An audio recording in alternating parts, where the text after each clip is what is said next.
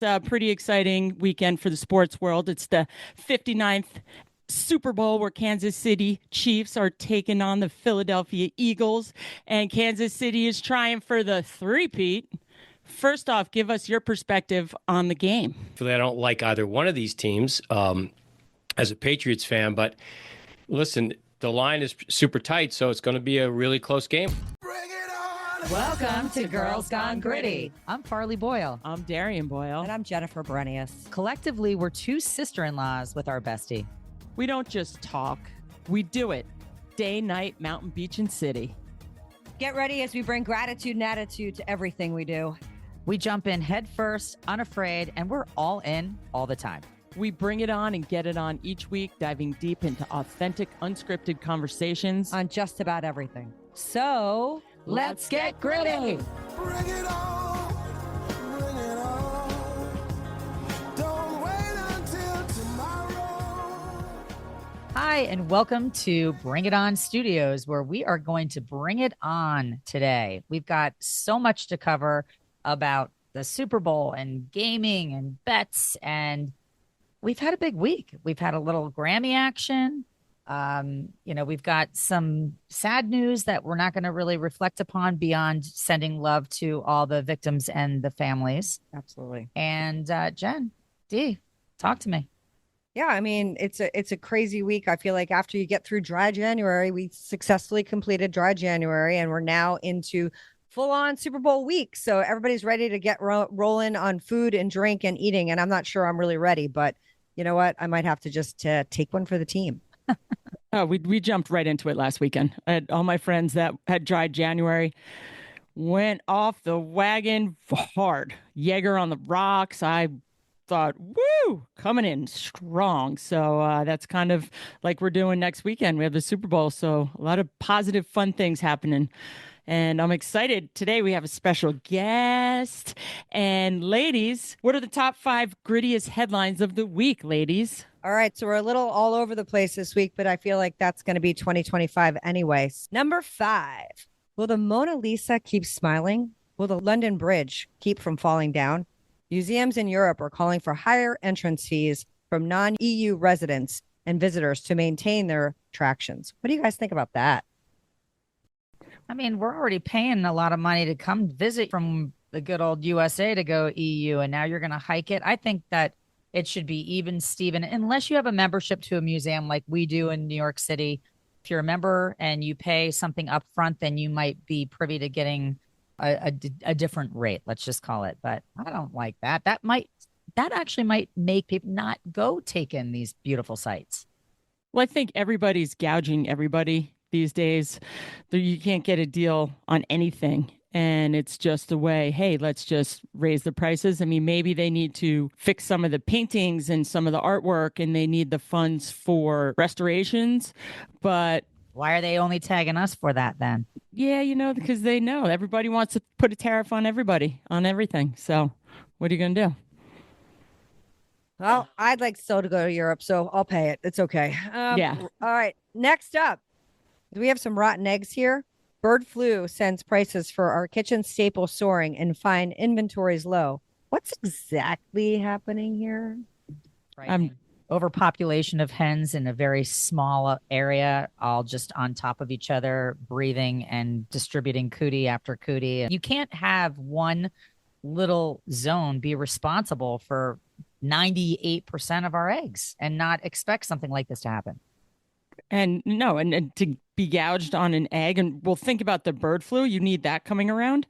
It's when are these infections going to stop? So we have to figure out ways to keep them all at bay because hens producing less eggs. Next, it's factory farming. That's the problem. Yeah. I see. Back to Darian's comment on tariffs. And I see you and I raise you. There's now just the tariffs for China. We rolled back those for 30 days on the Canadian, Mexican, our friends to the north and south. But is it going to be tit for tat? And who's going to be really holding the losing hand for these tariffs? I think it'll be the consumer guys. They're going to jack prices if they are having to pay a higher tariff for sure. So we are going to pay for it as a consumer.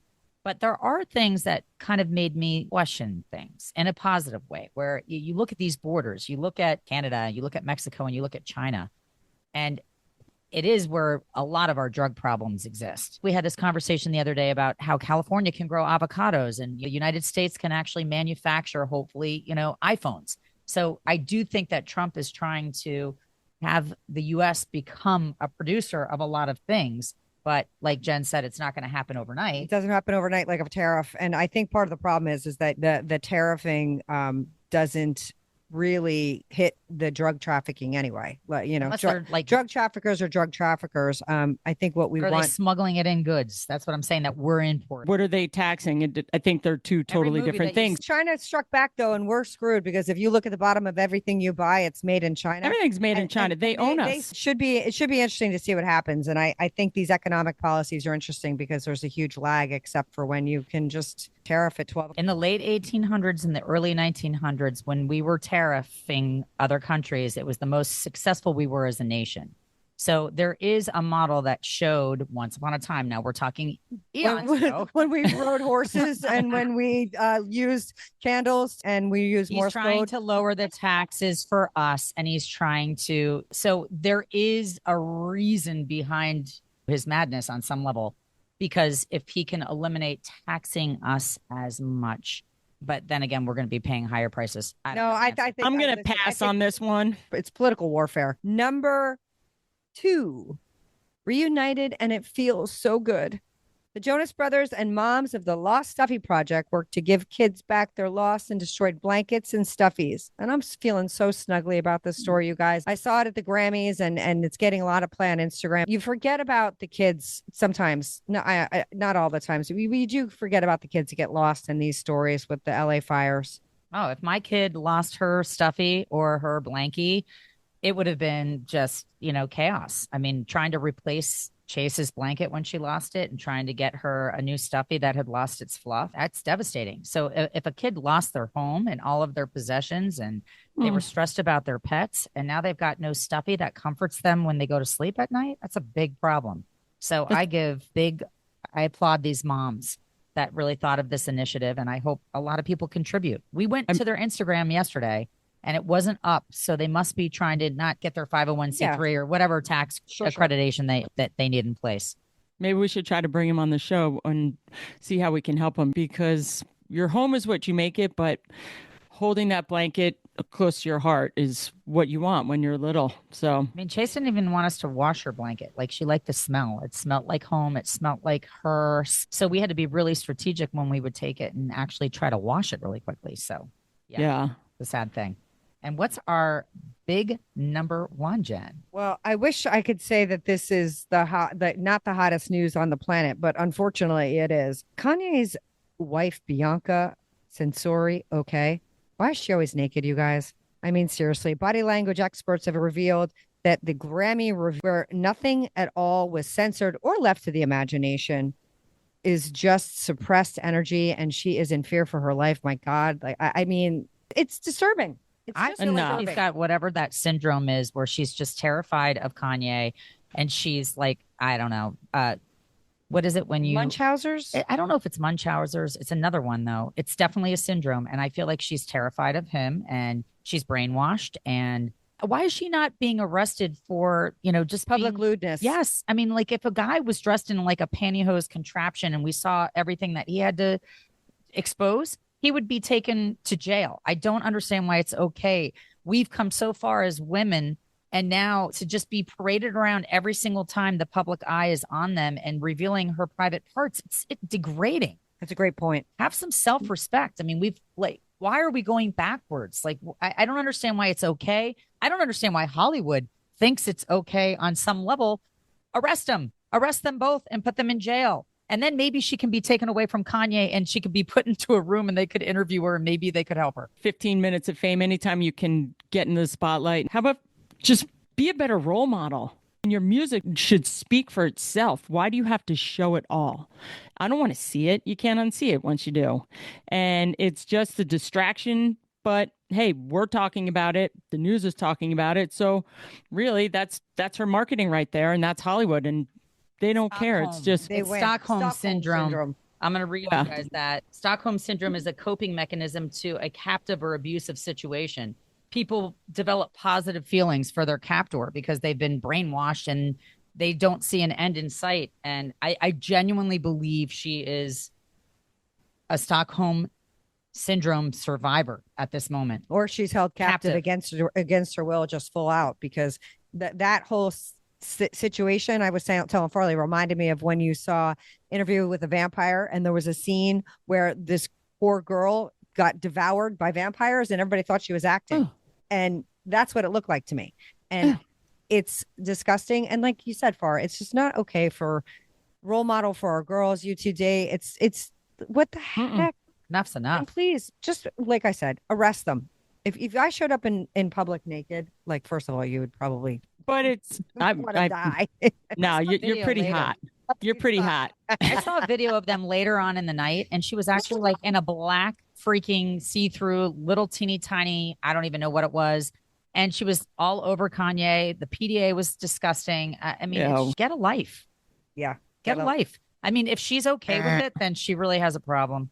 If she's not okay with it, that's Hollywood for you. That's Hollywood. Whatever you can do to get the most amount of attention, and that's what they do. And she's getting it, that's for sure. Today we have a special guest, and I'm really excited to bring in my husband, Jeff Lubin. He's an investor in the financial world. He's first responder. He's just a super dad, but he has a unique perspective on the evolution of sports gaming industry. What's happening today, Jeff? Welcome. Thank you. And it's a pretty exciting weekend for the sports world. It's the 59th Super Bowl where Kansas City Chiefs are taking on the Philadelphia Eagles, and Kansas City is trying for the three-peat. First off, give us your perspective on the game. I don't like either one of these teams as a Patriots fan, but listen, the line is super tight, so it's going to be a really close game. The Eagles haven't had a turnover in the postseason. Do you think that's going to give them any kind of benefit? Whoa, that's a really good question. I did not.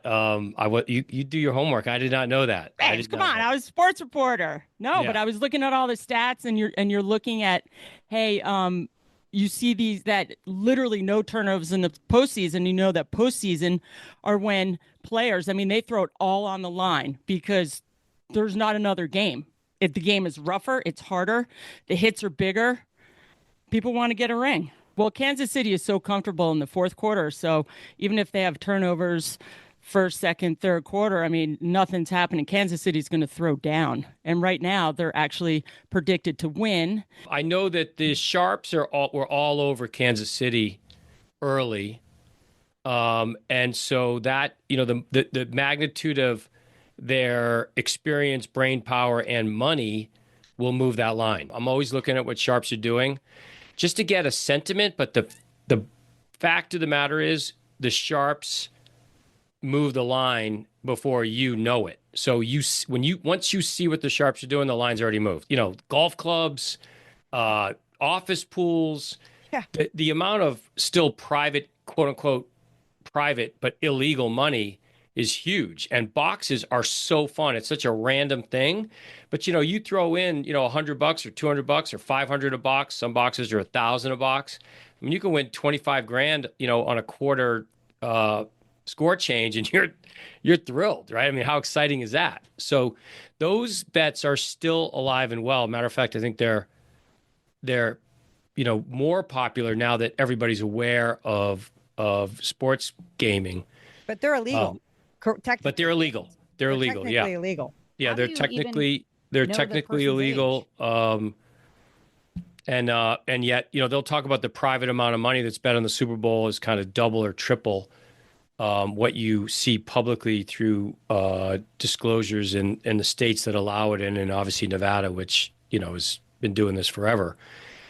If you take in offshore accounts, which aren't the boxes, but can include, box specials, parlays, prop bets. No, I think I don't know the statistics, you girls might, but I would say that the private, quote unquote, illegal gambling still is probably bigger than public betting.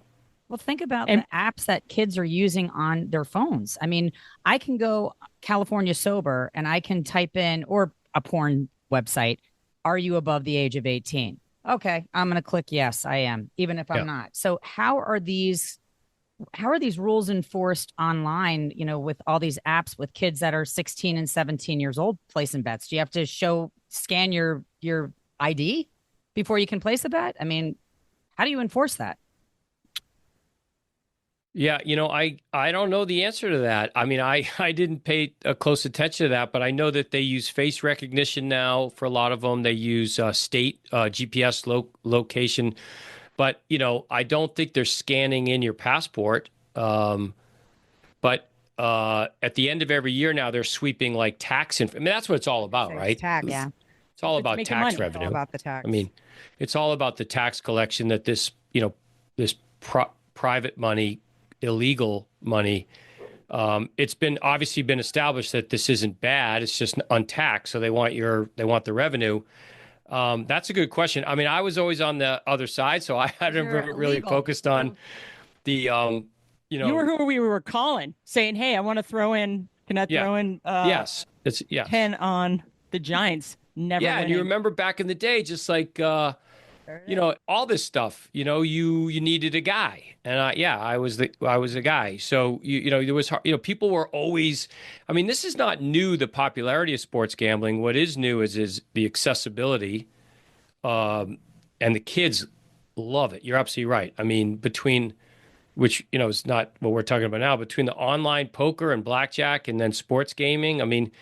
You used to make your bet and then go watch the game. Now, you lose all your money in the first quarter. The national anthem's, 2 minutes and 3 seconds long. You lose money. Now the coin toss you bet on.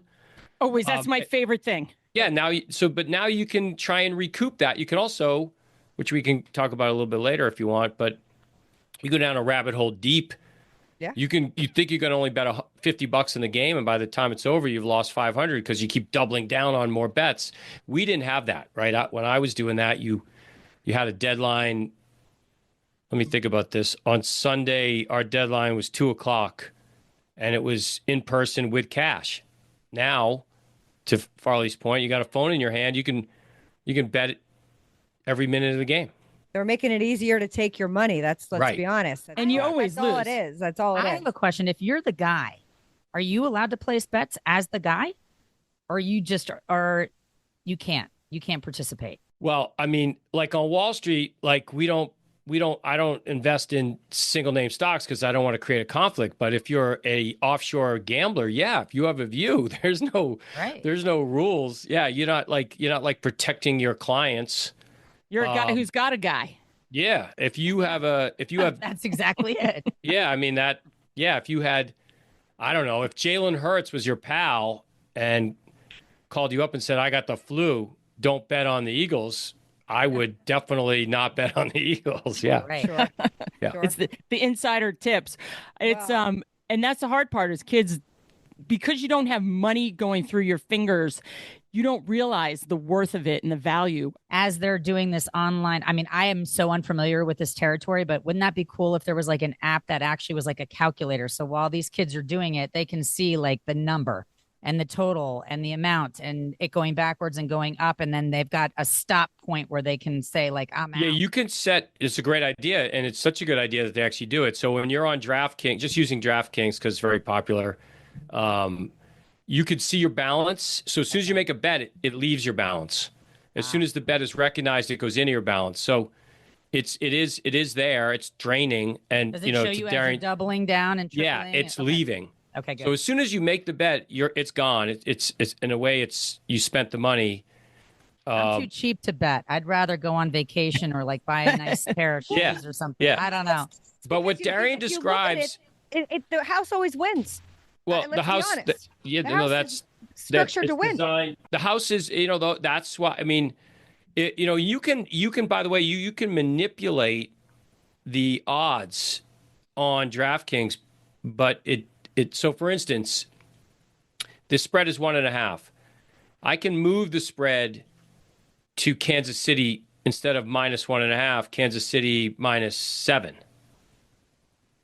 And I can win that much. The algorithm will give me much bigger odds. Or conversely, they'll give me lousy odds because if I'm giving Philadelphia 7 points, that's a full touchdown. The spread's 1.5. That's like that's not a sure bet. It could be a blowout, but that's a much better bet. But that you will bet, call it $10 to win 50 cents. Right. Doesn't make any sense, right? So, but you can, they're called teasers. You can, if you do a parlay, you can tease up certain legs of a teaser, certain legs of a bet to make it a little more friendly to you versus the house. But they get their pound of flesh no matter what because they adjust the payout. Right. Right. You're set up to lose. And I asked you earlier, what's changed so far between back when you were in the house to making bets now where you're the guy it's calling your guy? Like how's betting changed over the years?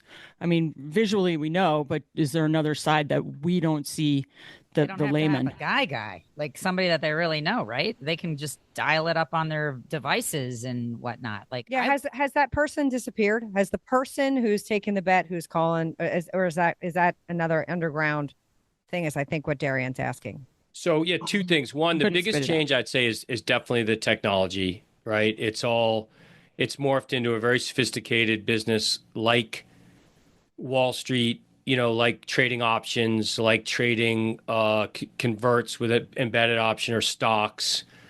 Don't forget, you can even make a bet on elections right offshore, right? You saw that during our latest election cycle. So the biggest move is definitely technology, and it's all about and related to AI and all about data. The more data you have, the more probability weighting you can impose on an outcome, and the more likely that trend is going to continue. So that's the biggest move is, frankly, to put it bluntly, just math, right? Just a ton of data. Now, we know how we watch a game. We could tell what Saquon Barkley's top speed is as he's running down the field, right? I mean, you can track his speed. You know exactly where the first down marker is. Not that we've done that yet. It's still that yellow line on your TV screen, and we saw that 2 weekends ago. There was that controversy about the spot, but they could put a chip in the football and know exactly. Yep. They haven't done that yet. Oh my God! Imagine that. crazy. Yeah, it's coming. It's definitely coming, and we talked about this, you and me, Darian. But I mean, Major League Baseball is experimenting with robots calling balls and strikes.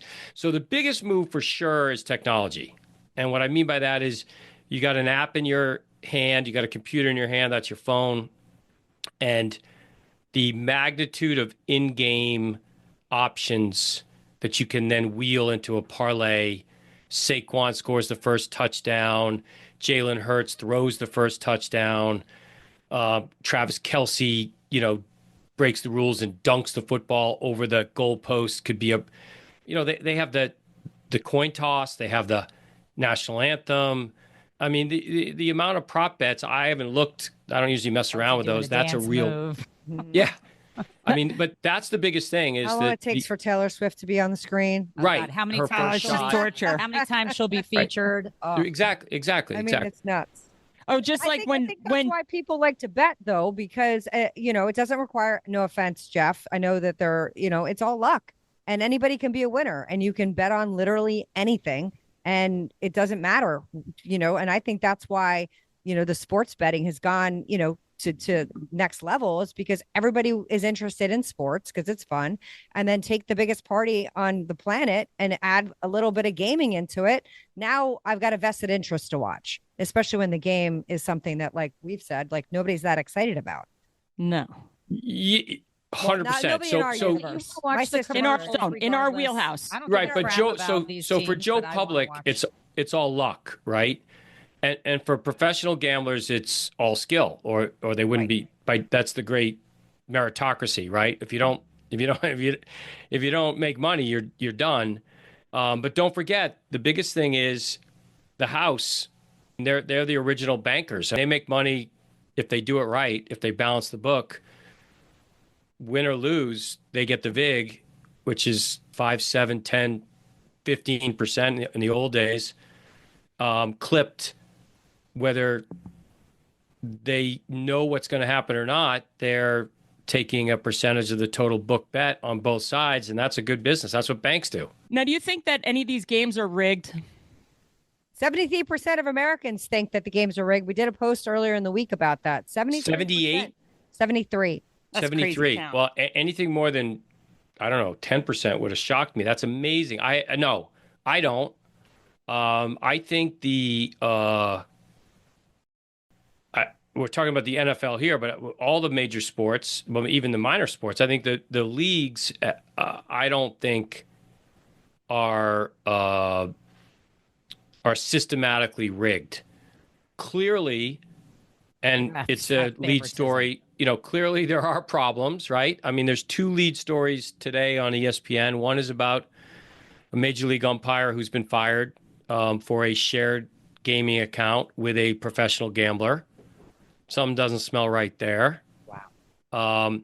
There's a second story on ESPN and other stories, Fox Sports, about an ongoing NBA investigation that they think has leaked to college basketball. I think that's an interesting anecdote. Like, schools that you've never even heard of, professional gamblers will jump all over now because there's an actual market to bet. So this college scandal that's leaked or seeped down from the NBA scandal are on some really obscure leagues and Division I obscure teams. So do I think where there's a lot of money to be made, I think there's always bad actors. And yes, I think there's cheating going on. Everything from back in the day in baseball, and there's been point shaving in Providence, Rhode Island back in the day when I was home. But do I think that Roger Goodell, the league itself, is behind all that? I personally don't, but that's just my opinion. Just certain players or someone who's might be being shady or a ref?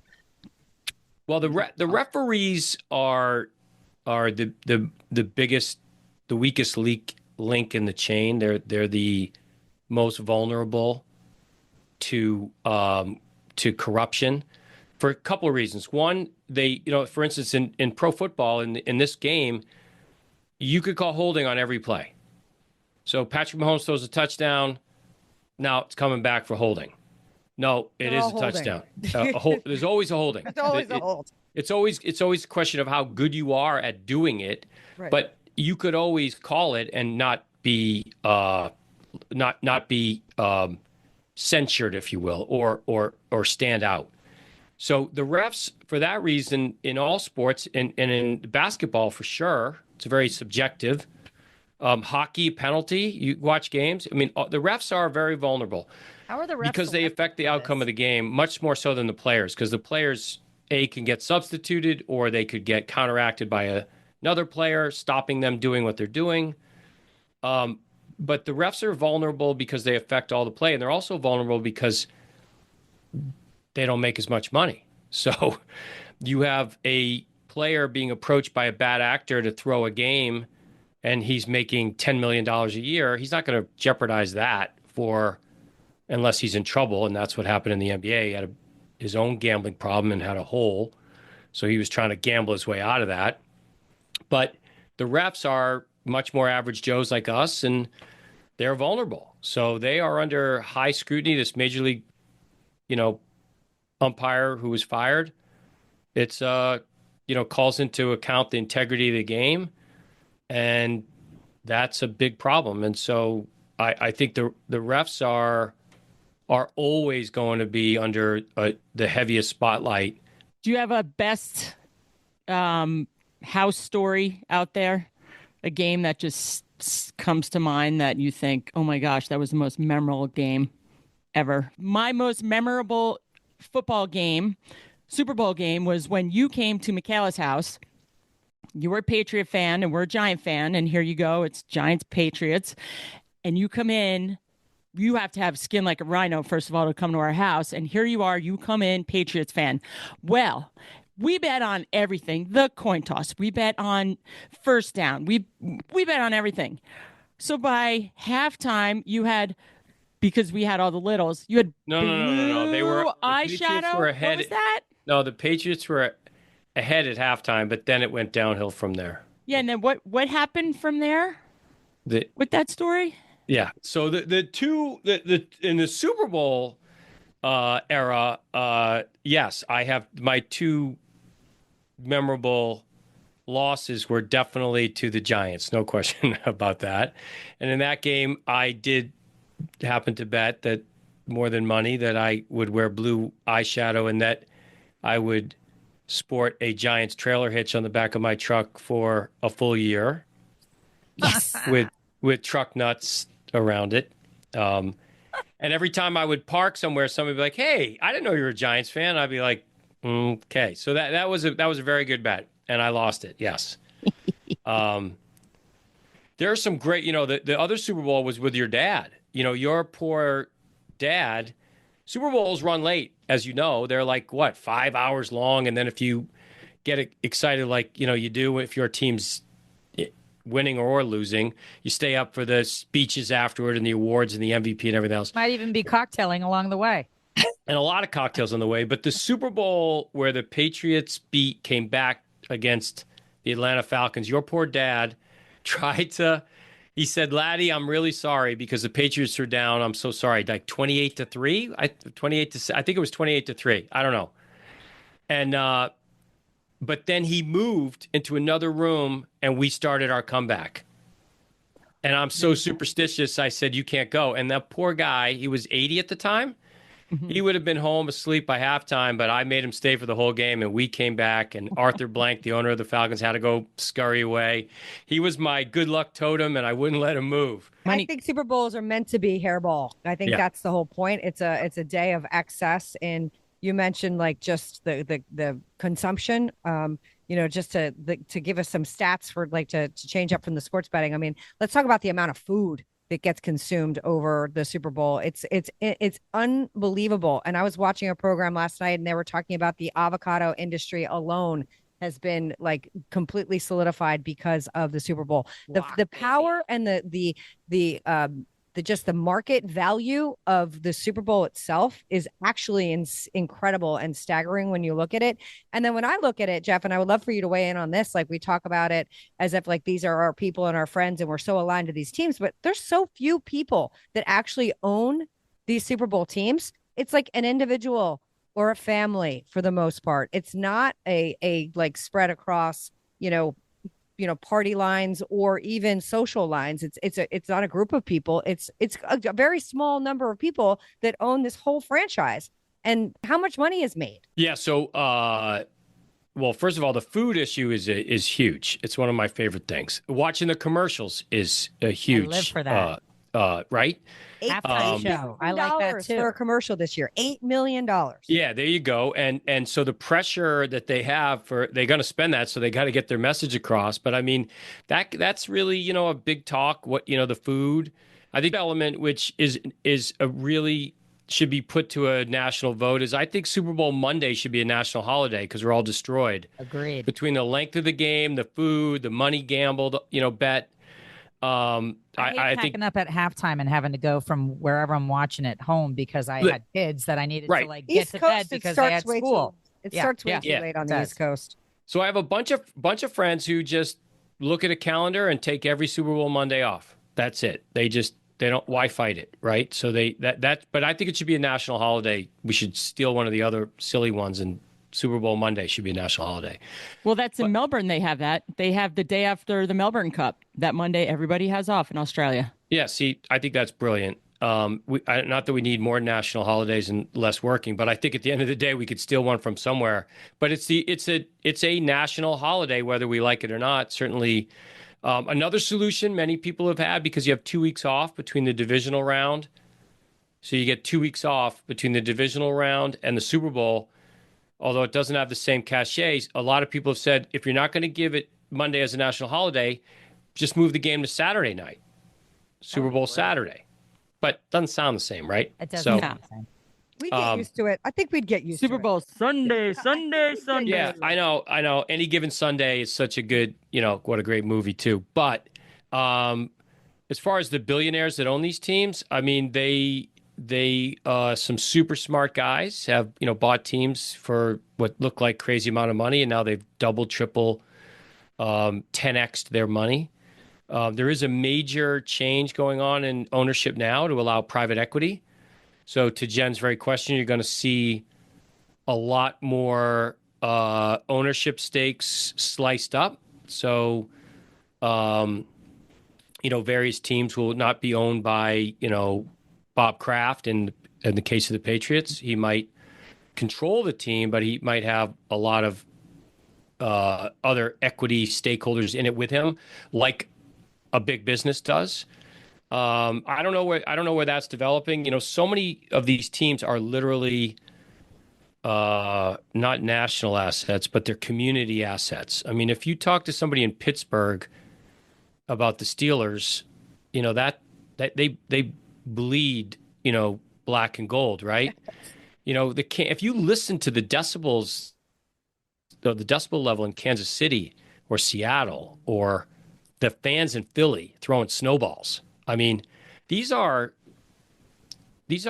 not businesses. These are community assets. These are ways of life. I mean, people bleed these teams. So I don't know how that ownership, if you have a private equity firm owning a Pittsburgh Steelers as opposed to the Rooney family, I don't know. I don't know how that'll go over. But you got a lot of big hedge fund guys who've come in.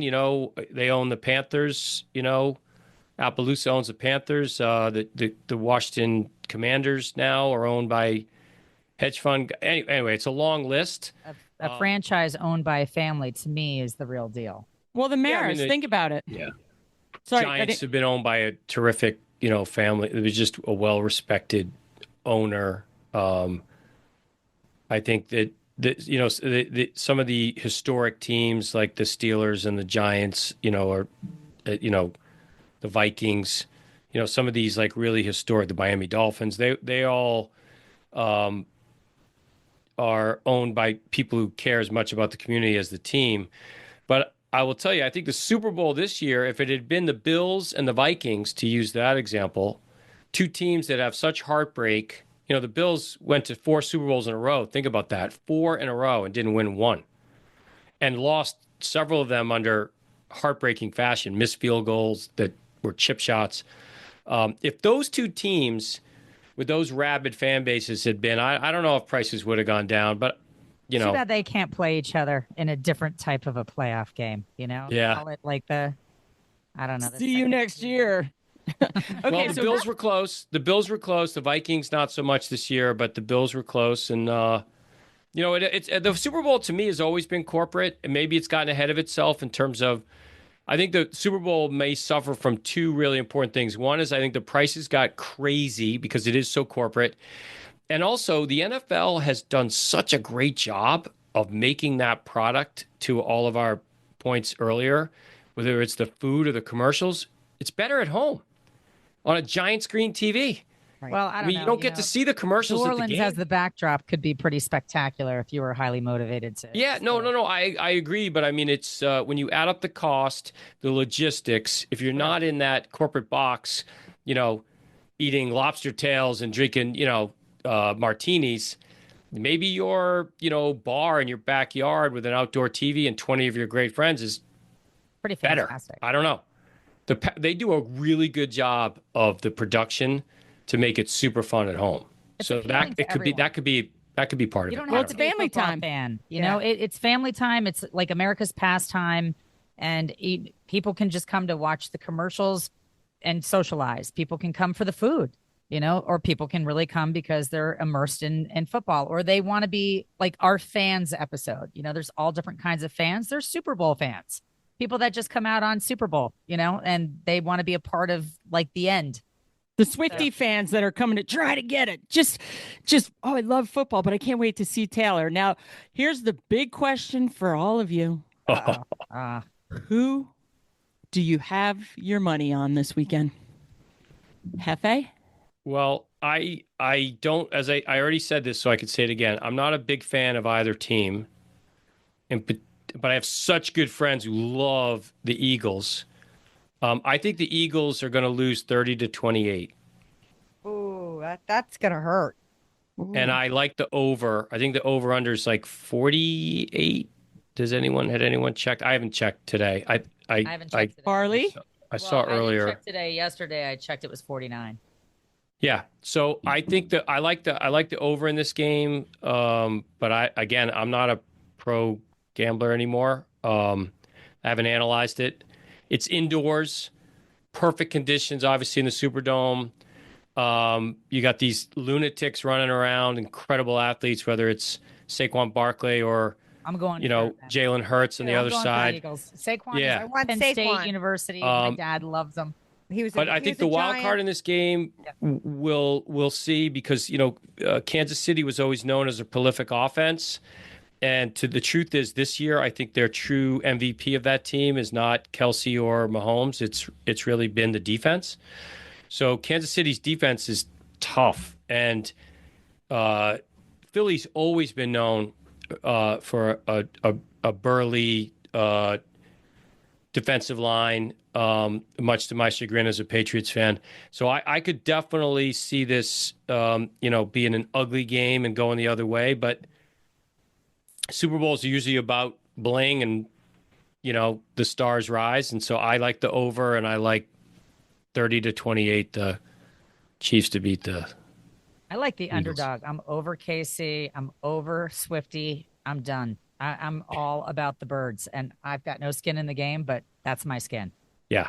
Jen? I'm in the same place. I love watching Saquon. I love the fact that he's just, has a program that has really made him shine as a Giants fan.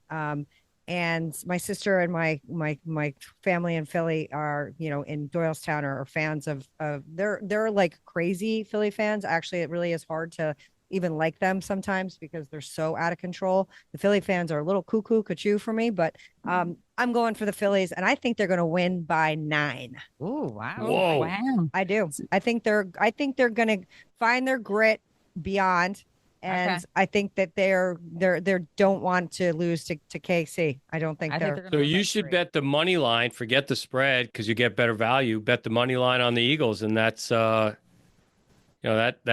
the way to do a little better. You'll get a better net result. The house will earn less off of you either way, win or lose. I like it like that. I don't have a dog in the fight, and I know that defense wins championships, so I'm going with KC because Mahomes wants another ring for the three-peat. And I don't like Philly because I'm a Giants fan, and I despise Philly, and I despise the Cowboys. So I'll do everything to root against them. Yeah. NFC Yeah. East. Yeah, Yes, that's a hard one. NFC East. Yeah. And Boom. I'm going to predict that Saquon has 4 touchdowns. Whoa. That's a lot. Yeah. Well, I mean, I hope so. Well, then he's a good prop bet. Winning by 9. That's a good prop bet. Then Saquon to be if he scores 4 touchdowns, I think he has to be the MVP. That's a good prop bet. I mean, you could. What I haven't did he checked. have last game? He had 3 or 4. Yeah. I think he's going to set out to do more than he just did. Yep. I mean, I think the Bigger props game. on him are going to be really interesting. Over 100 yards, how many touchdowns, who scores first. Yeah.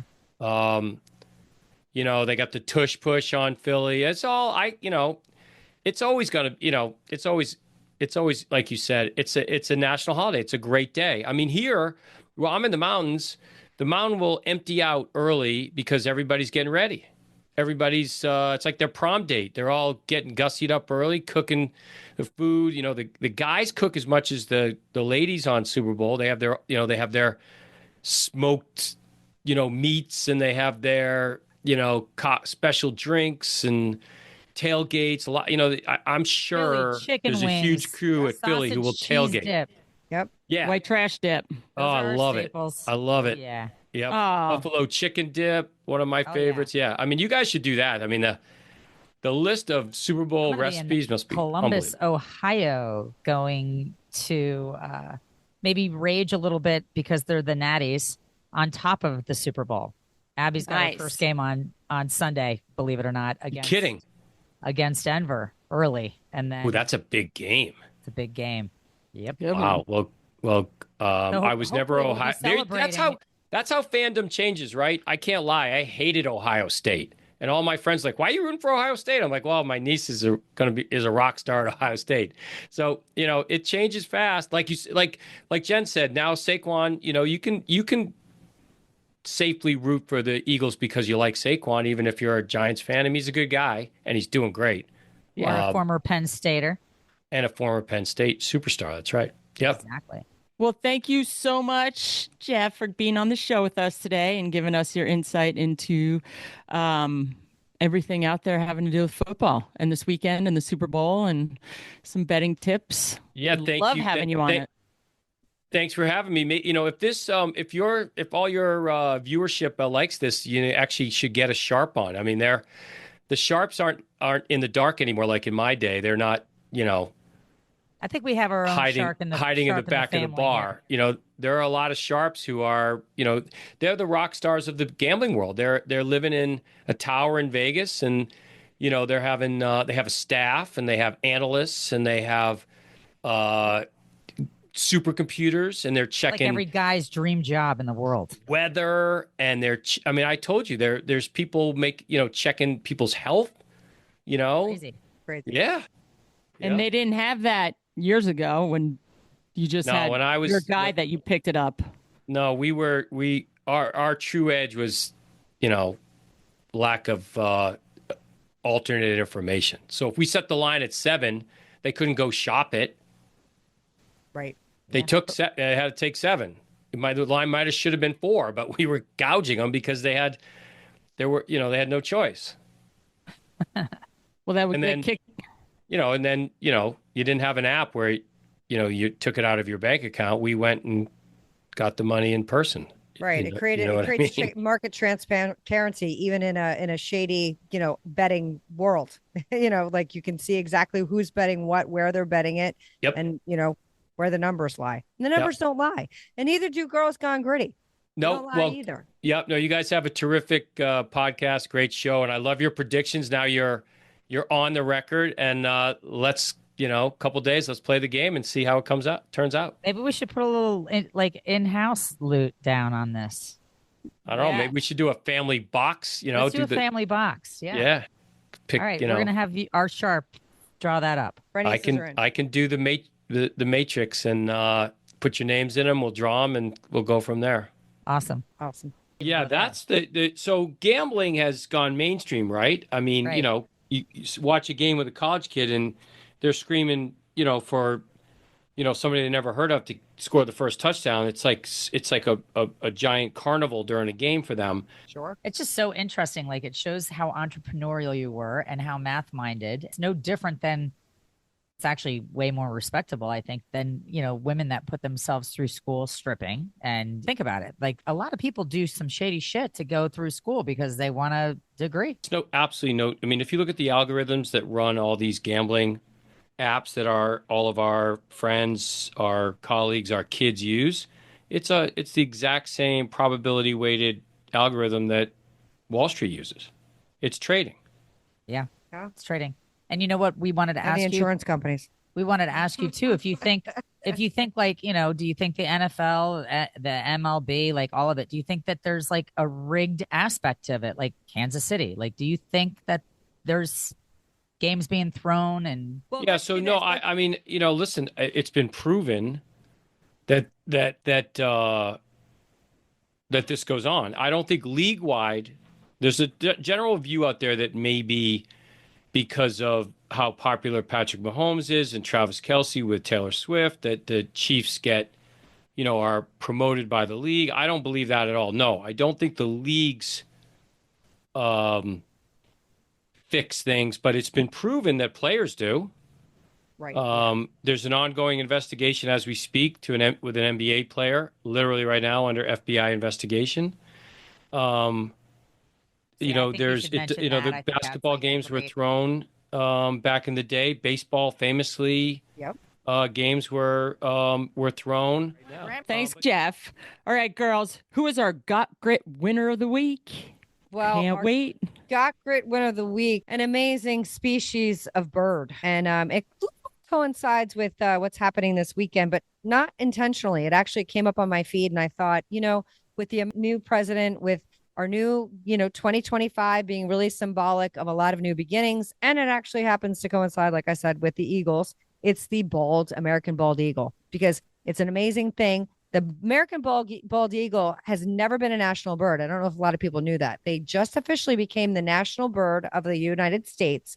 And almost simultaneously, they've been taken off the endangered species list here in New Jersey. Not officially. Haha, not officially. Interesting. So we are psyched that the American bald eagle has stayed with it, has fought past DDT, hunters, a lack of an ecosystem in a lot of places, and may potentially take the Eagles to the Super Bowl. I hope so, because I bet on them. And is our Got Grit winner of the week, the American bald eagle. I love a bald eagle. They are power and beautiful. Power and just, they represent everything amazing. And yes. Speaking of amazing, what's our song of the week? Whoop, whoop, whoop. The song of the week is going to correlate with the Super Bowl vibe. There's going to be a winner and there's going to be a loser. And I think every time I'm super pumped about a win, I play this for my kids after very significant wins, not just after every win. I'm going to read the lyrics that come to mind immediately. I've paid my dues time after time. I've done my sentence, but committed no crime. And bad mistakes, I made a few. I've had my share of sand kicked in my face, but I've come through. And we mean to go on and on and on.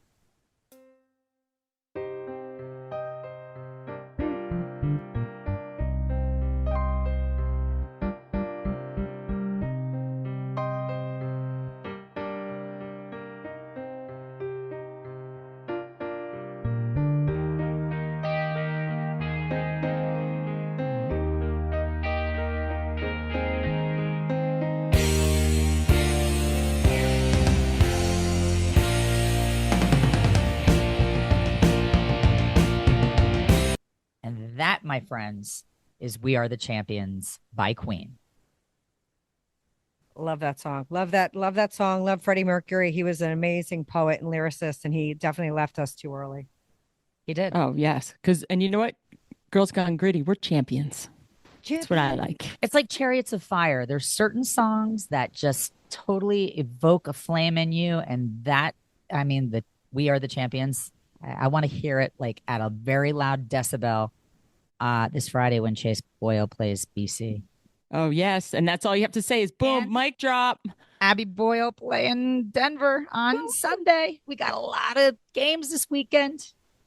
And the Super Bowl after all of this. Everything's good up in Vermont for Darian and her family. And we'll be coming back. I'll be coming back from Vermont this weekend. I'm actually heading to Bromley. So peace out on that. I'm getting in the car. Maybe I'll be rolling into We Are the Champions next week in the studio. I'll just have it blasting. Oh, let's do that. Well, thank you, girls. Thank you so much for an amazing episode. Thanks to Jeff for being on the show. Looking forward to seeing you girls next week. And thank you, everyone, for listening to Girls Gone Gritty. Have a great week and go Kansas City. Go Eagles. Fly, baby, fly. How about go visit Instagram and our website and get yourself a Got Grit piece of swag, because then you will look like whatever you're doing, you got grit. Peace out. Peace out. Thank you for tuning in to another episode of Girls Gone Gritty. You can check us out on Instagram and Facebook. If this episode hits home, share it with someone who needs to get gritty. The 3 Gs. We'll see you next week. Peace out.